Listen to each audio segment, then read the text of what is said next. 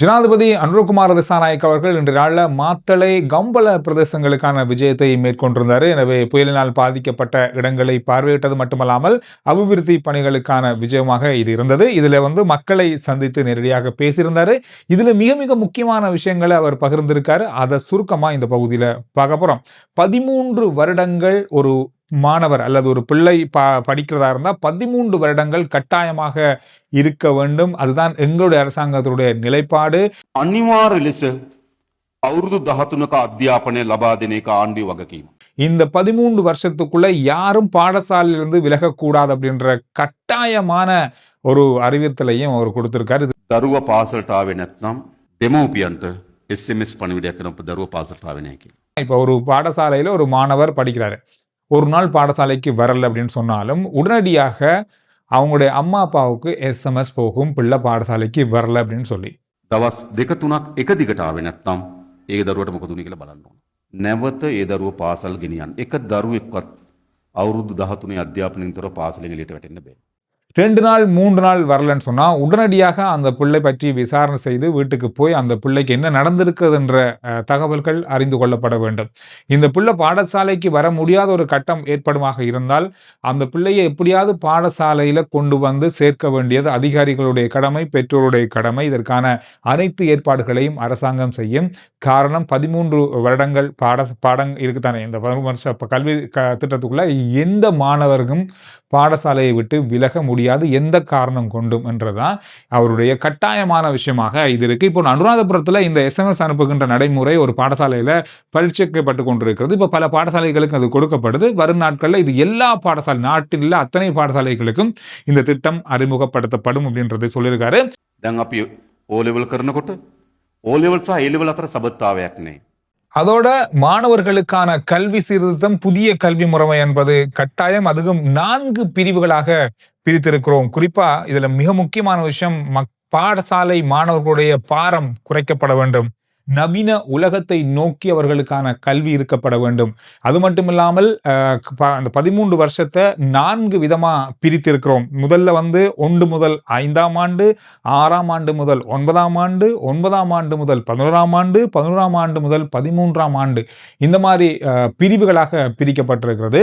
இதுல உங்களுக்கு தெரியும், இப்ப இருக்கிற கல்வி திட்டம் அப்படின்றது ஓஎல் படிக்கும் போது நமக்கு ஏஎல்ல நாம என்ன படிக்க போறோம், என்ன விஷயத்தை செய்ய போறோம்னு சொல்லி நமக்கு ஒரு ஐடியாவும் இருக்காது, என்ன நடக்க போறோம்னு தெரியாது. காரணம்னு சொன்னா ஓஎல் என்ன மாதிரி பாஸ் பண்றோமோ அதை வச்சுதான் நாங்க ஏஎல் படிக்க போறோம். இந்த விஷயம் மாற்றம் பெறும்.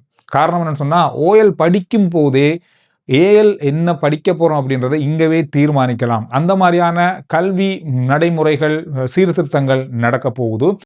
O level කරනකොට ප්‍රතිඵල මත තමයි අපි A level කරන්නේ මොකද්ද කියලා තීරණය කරන්නේ. හැබැයි නව අධ්‍යාපන ක්‍රමේදී O level කරනකොටම උසස් පෙළ කරන්නේ කුමක්ද කියලා තීරණය කරන්න පුළුවන් අවශ්‍ය නොපද්ද විෂයන් තෝරා ගැනීමට අයිතිය ලබා දෙනවා. எனவே இந்த முறை 1ஆம் ஆண்டுக்கான கல்வி சீர்திருத்தம் நடக்குது. 29ஆம் தேதி ஆரம்பிக்குது இதனுடைய முதல் கட்டம். எனவே வார வருஷத்திலிருந்து 6ஆம் ஆண்டுக்கு நடக்க போகுது. மிகப்பெரிய விமர்சனங்கள் இந்த 6ஆம் ஆண்டு கல்வி சீர்திருத்தம் மேல முன்வைக்கப்பட்டது. எதிர்கட்சிகள் இதற்கு பாரியளவான எதிர்ப்பை தெரிவிச்சாங்க. ஆனா இப்ப அதே ஆட்கள் நாங்க எப்ப சொன்னோம் இதை எதிர்க்கிறோம் அப்படின்னு சொல்லி இதை நடைமுறைப்படுத்துங்க அப்படின்னு சொல்றாங்க என்று மிகப்பெரிய அளவான விமர்சனங்களை எதிர்கட்சி தலைவர் மீது முன்வைத்தாரு ஜனாதிபதி இன்றைய நாளில். காரணம்னு சொன்னா, கடந்த காலங்களில் எதிர்கட்சிகள் படாத பாடுபட்டாங்க அதை நிப்பாட்டுறதுக்கு.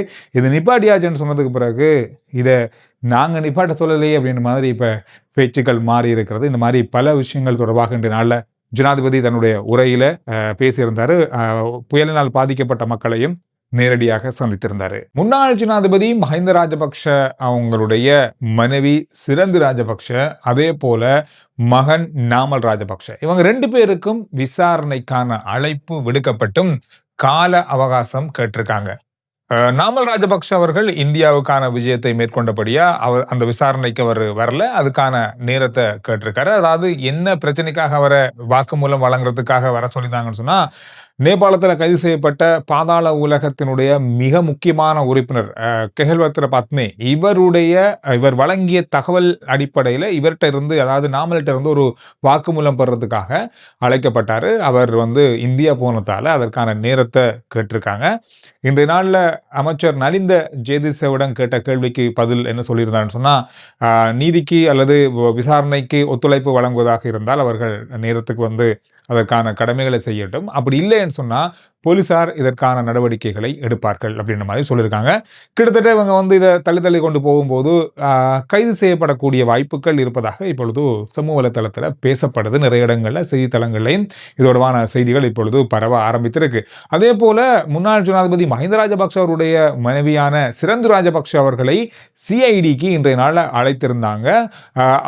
மஹிந்த ராஜபக்ஷ அவர்கள் ஜனாதிபதியாக இருந்த காலத்தில் நடத்தப்பட்ட ஒரு வேலை திட்டத்தினுடைய வங்கி கணக்கை இவங்க பராமரிச்சிருக்காங்க, இவங்க தான் நடத்திருக்காங்க. இது தொடர்பான விசாரணைக்கும் வாக்குமூலம் பெறதுக்காகவும் இன்றைய நாளில் அவங்களை அழைக்கப்பட்டாலும் 2 வார காலம் அவகாசம் கேட்டிருக்காங்க. என்ன நடக்க போகுதுன்னு தெரியல. இது ரெண்டுமே மிக மிக முக்கியமான விஷயமாக இருக்கிறதால இதற்கான முன் ஏற்பாடுகளை அவங்க செய்கிறாங்களோ அப்படின்னு மாதிரி இப்போ பேசப்படுது. இது தொடர்பான சரியான தகவல்கள் கிடைக்கும் பட்சத்தில் இவங்க கைது செய்யப்படுறதுக்கான வாய்ப்புகள் இருக்குது அப்படின்னு தெரிஞ்சு கொண்டு இவங்க நேர அவகாசம் அல்லது கால அவகாசம் கேட்குறாங்க அப்படின்னு மாதிரி இப்போ சொல்லப்படுது.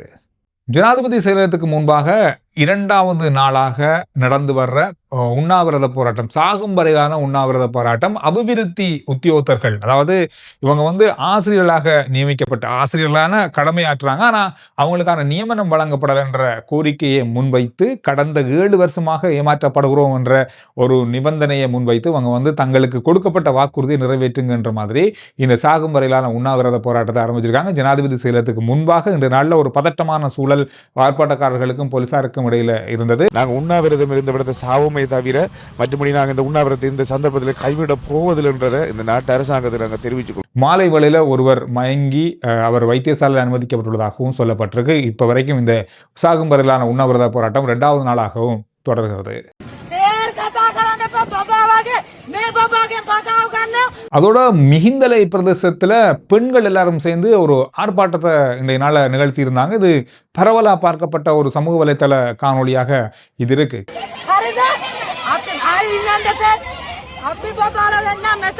காரணம் என்னன்னு சொன்னா, மிகிந்தலை பிரதேசத்துல ஏற்கனவே 10 பேர் சட்டவிரோதமான மதுபானம் அருந்து இறந்திருக்காங்க. அண்மையில 5 பேர் சுகவீனமுற்று இருக்காங்க. இது எல்லாத்தையும் போலீசார் கவனிக்காம இருக்கிறாங்க. ஏன் கவனிக்காம இருக்காங்க? ஏன் இதுக்கு எதிரான சட்ட நடவடிக்கை எடுக்க முடியாம இருக்கு?